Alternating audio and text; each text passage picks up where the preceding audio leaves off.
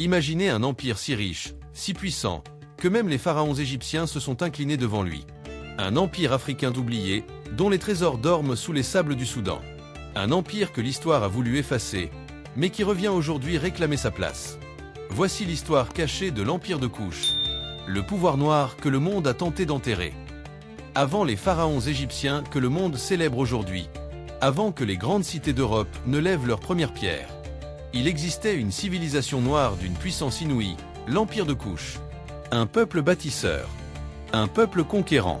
Un peuple dont la mémoire a été volontairement effacée des livres d'histoire. Leur règne a duré 3000 ans. Leur or a nourri les plus grandes civilisations antiques. Leur savoir a traversé les fleuves, les déserts, jusqu'aux rives de la Méditerranée. Mais aujourd'hui, leur nom est presque tombé dans l'oubli. Qui étaient vraiment les rois noirs de Kouch? Pourquoi leur empire a-t-il été effacé? Et surtout, que reste-t-il de leur puissance dans les sables du temps? Bienvenue sur Africultura. Aujourd'hui nous allons jeter notre regard sur l'histoire cachée de l'empire de Kouch.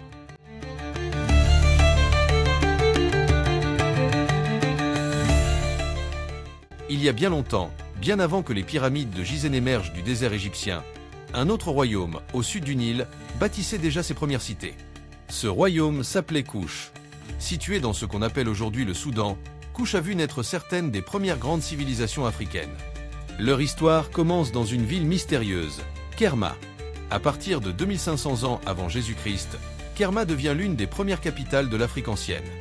Là, les Kouchites construisent des temples massifs, des palais impressionnants et de gigantesques tombes en terre cuite. Selon l'archéologue suisse Charles Bonnet, qui a consacré sa vie à fouiller cette région, Kerma n'était pas une simple dépendance de l'Égypte, comme beaucoup l'ont cru dans le passé. C'était une civilisation indépendante, fière de sa culture, de ses croyances et de son article. Leur richesse venait de leur position idéale. Ils contrôlaient une partie importante du commerce du Nil. Ils vendaient de l'or, de l'ivoire, de l'ébène, des peaux rares. Les caravanes kouchites transportaient de l'or, de l'ivoire, de l'ébène, des plumes d'autruche et même des animaux exotiques vers l'Égypte, et parfois bien au-delà. Ces échanges firent de Kouch un royaume prospère, mais aussi un voisin envié. Très tôt, les pharaons égyptiens s'intéressèrent à la Nubie, qu'ils surnommèrent parfois le pays de l'or. Mais contrairement à l'image ancienne qui voulait que la Nubie soit simplement une province dominée, les Kouchites résistèrent farouchement. Plusieurs siècles durant, les rois de Kerma défendirent leur autonomie contre les ambitions égyptiennes. Les archéologues ont même retrouvé des preuves que les armées de Kerma réussirent à remporter des batailles contre l'Égypte, notamment durant la période troublée de la deuxième période intermédiaire égyptienne qui se situe vers 1700 à 1550 avenue Jésus-Christ. Au sommet de sa puissance, Kerma était une véritable métropole africaine. William Adams, grand spécialiste de l'histoire nubienne, explique que Kerma était comparable en taille et en organisation aux plus grandes cités de l'époque, non seulement en Afrique, mais dans tout le monde méditerranéen. Les rois de Kerma se faisaient enterrer dans des tombes spectaculaires, recouvertes de tumulus de pierre, accompagnés d'objets précieux, mais aussi parfois d'êtres humains sacrifiés pour les accompagner dans l'au-delà. Cette pratique, aussi choquante soit-elle aujourd'hui, montre l'importance du roi dans la spiritualité kouchite et la croyance en la continuité du pouvoir après la mort.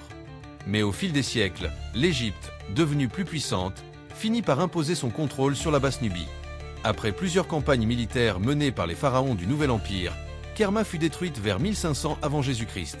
Pourtant, l'histoire de Kouch ne s'arrête pas là.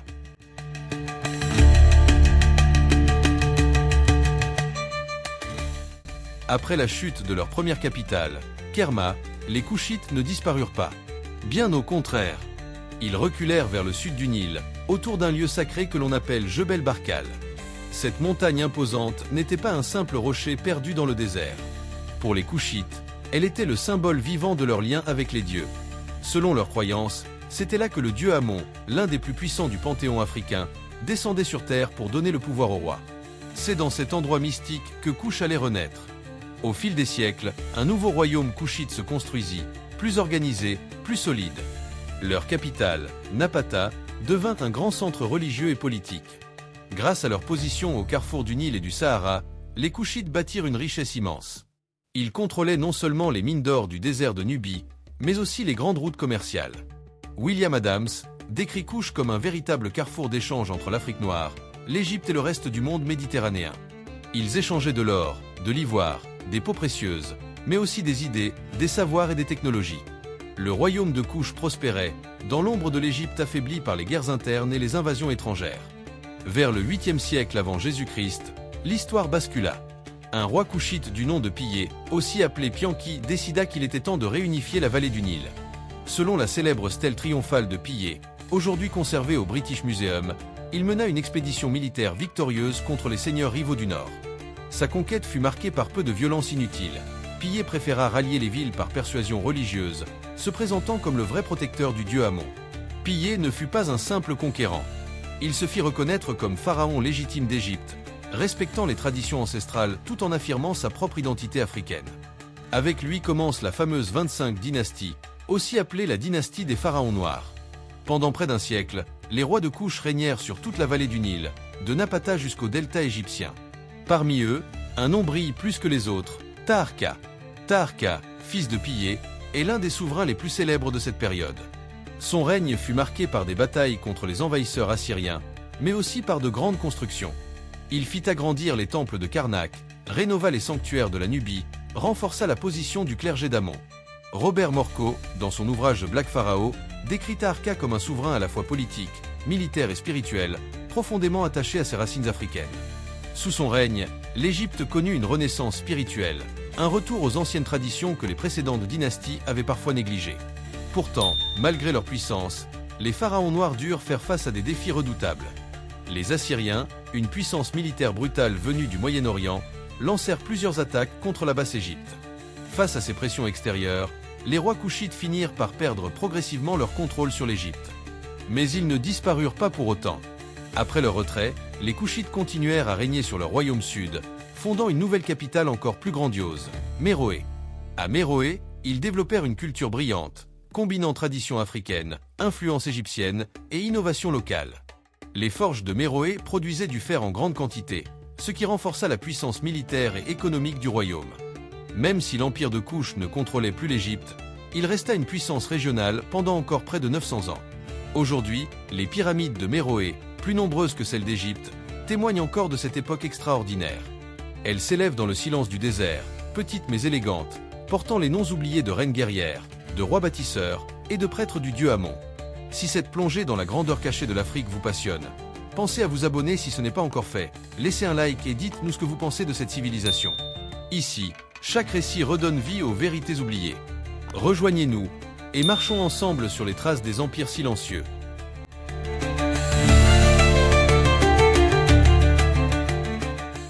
Lorsque les rois de Kouch prirent le contrôle de l'Égypte, ils ne se contentèrent pas d'imiter les anciens pharaons. Ils apportèrent avec eux une vision unique du pouvoir. Une vision nourrie à la fois par les traditions africaines de la Nubie et par l'héritage sacré du Nil. Ces souverains, qu'on appelle aujourd'hui les pharaons noirs, allaient marquer l'histoire d'une empreinte différente. D'abord, leur lien avec la spiritualité était profond. Pour les rois couchites, le pouvoir ne venait pas seulement des armes ou des richesses. Il venait avant tout de la bénédiction divine du dieu Amon. À Jebel Barkal, près de Napata, ils construisirent de magnifiques temples pour honorer ce dieu invisible, protecteur du royaume. Selon les croyances locales, c'est dans la montagne sacrée que l'esprit d'Amon descendait sur terre pour désigner le roi. Ce n'était donc pas seulement un droit de naissance qui faisait un roi. C'était une élection spirituelle. Les pharaons noirs renforcèrent le pouvoir du clergé d'Amon. Sous leur règne, les prêtres d'Amon devinrent des acteurs essentiels du royaume, à la fois guides spirituels et conseillers politiques. Taharqa, l'un des rois les plus célèbres, fit restaurer et agrandir le grand temple de Karnak en Égypte, en l'honneur du dieu Amon. Il fit aussi construire des sanctuaires dans son propre pays, autour de Napata et de Méroé. Pour lui et ses successeurs, gouverner était un acte sacré, une mission confiée par les dieux. Mais la spécificité des pharaons noirs ne s'arrêtait pas à la religion, point ils accordaient aussi une grande importance au rôle des femmes dans la transmission du pouvoir. Chez les Couchites, les reines-mères, appelées Candace ou Kandak, jouaient un rôle central. Ces femmes puissantes n'étaient pas seulement des symboles. Elles gouvernaient parfois en leur propre nom, dirigeaient des armées et concluaient des alliances. Certaines Candaces sont même représentées sur les murs des temples, vêtues d'armure, brandissant des armes, imposant leur autorité avec fierté. Cette place forte accordée aux femmes montre que le pouvoir en Afrique ancienne avait des formes plus équilibrées que ce que l'on imagine souvent. Les pharaons noirs, tout en respectant certaines traditions égyptiennes, restèrent profondément fidèles à leur culture africaine. Leur art, par exemple, conserve des caractéristiques propres. Les sculptures couchites montrent des rois et des reines avec des traits africains affirmés, loin des canons de beauté égyptiens classiques. Les pyramides qu'ils construisirent, que l'on peut voir aujourd'hui à Méroé, sont aussi différentes. Elles sont plus petites, plus nombreuses, avec des formes plus élancées, adaptées aux croyances locales. Robert Morcot, historien spécialiste de la période, souligne que les souverains de Kouch n'ont jamais cessé d'être eux-mêmes, même lorsqu'ils portaient la double couronne de l'Égypte. Ils ont respecté les traditions, mais ils ont aussi laissé leur empreinte, unique et puissante, sur la civilisation du Nil.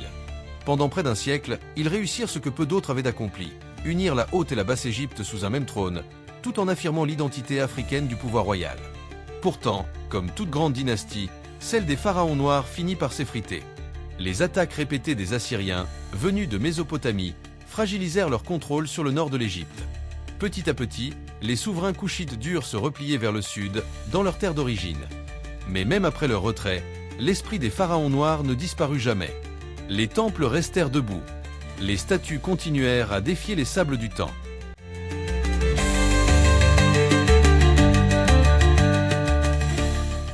Toute grande civilisation connaît son apogée et son déclin. L'Empire de Kouch, après avoir défié les plus puissants royaumes de son époque, n'échappa pas à cette loi implacable de l'histoire. À partir du 7e siècle avant notre ère, de nouveaux ennemis apparurent à l'horizon. Les Assyriens, grands conquérants venus du nord de la Mésopotamie, lancèrent plusieurs campagnes militaires contre l'Égypte. Leur armée, l'une des plus redoutables du monde antique, força les pharaons noirs à reculer. Petit à petit, les Kouchites perdirent le contrôle de la Basse-Égypte, puis du delta. Finalement, ils durent se replier définitivement vers le sud, dans leur terre natale. Mais même retirés d'Égypte, Kouch ne disparut pas. Depuis leur nouvelle capitale de Méroé, les rois Kouchites continuèrent de régner pendant plusieurs siècles. À Méroé, ils développèrent une culture originale, fondée sur la maîtrise du fer, le commerce et un art brillant. Les temples, les pyramides et les statues témoignent encore aujourd'hui de leur génie. Pourtant, à partir du IIIe siècle de notre ère, Kouch entra dans une période de déclin irrémédiable. Plusieurs facteurs expliquent cette chute. Et les changements climatiques rendirent la région du Soudan plus aride, rendant l'agriculture plus difficile. Et les routes commerciales se déplacèrent, coupant Méroé de ses sources de richesse. Et l'émergence de nouveaux royaumes voisins, comme celui d'Aksum en Éthiopie, contribua à affaiblir Kouch. Finalement, vers l'an 350 après Jésus-Christ, les armées d'Aksum mirent fin à ce qui restait de la puissance couchite. Ainsi se termina, dans l'oubli, l'histoire de l'un des plus anciens et brillants empires africains. Mais le silence qui s'abattit sur Kouch ne fut pas un hasard. Au fil des siècles, l'histoire de Kouch fut effacée, déformée, ignorée. À partir du 19e siècle, de nombreux explorateurs européens parcoururent le continent africain. Certains découvrirent les ruines des pyramides de Méroé, les statues colossales, les temples oubliés. Mais face à ces preuves éclatantes de la grandeur africaine, beaucoup préféraient détourner le regard. À une époque où l'idée raciste d'une Afrique sans histoire dominait, reconnaître l'existence d'un empire africain aussi ancien et sophistiqué que Kouch dérangeait. Certains chercheurs allèrent jusqu'à prétendre que ces monuments avaient été bâtis par des peuples étrangers, venus du Nord ou d'Asie, refusant d'accepter qu'ils étaient l'œuvre d'Africains noirs. Martin Bernal, dans son ouvrage célèbre Black Athena, montre comment l'histoire ancienne a été blanchie pour minimiser l'influence africaine sur la civilisation méditerranéenne. Pendant des siècles, l'Afrique antique fut ainsi réduite au silence dans les livres d'histoire occidentaux. Mais les pierres de Méroé, les statues de Taharqa et les temples de Napata n'ont jamais cessé de parler. Aujourd'hui, grâce aux recherches modernes, grâce aux archéologues, aux historiens, aux peuples africains eux-mêmes, la vérité sur Kouch renaît. L'empire de Kouch fut une civilisation brillante, complexe, profondément africaine.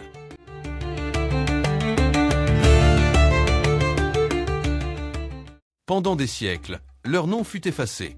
Leur histoire, ignorée. Leur gloire, ensevelie sous les sables du désert. Mais les pierres n'oublient pas.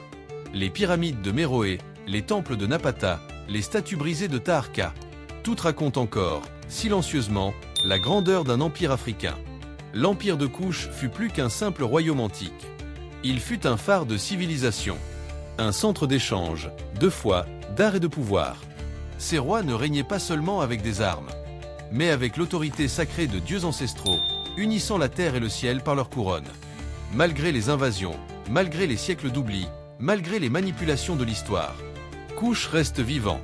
Vivant dans les mémoires qui refusent l'oubli. Vivant dans les recherches qui redonnent une voix aux civilisations africaines anciennes. Vivant dans la fierté d'un continent dont la richesse ne se limite pas à l'or de ses mines, mais brille dans la profondeur de son passé. Aujourd'hui, en redécouvrant Kouch, Nous faisons plus que réécrire l'histoire. Nous réparons une mémoire blessée. Nous redonnons aux ancêtres la place qui leur est due. Car aucune civilisation bâtie sur la grandeur, la foi et la connaissance ne meurt vraiment. Kush est immortel. Et son héritage appartient désormais à tous ceux qui cherchent la vérité. L'histoire de Kush est une clé pour comprendre la vraie richesse de l'Afrique. Si vous aussi, vous refusez que ces mémoires soient perdues, abonnez-vous, partagez cette vidéo et ensemble, faisons revivre les voix ensevelies du passé.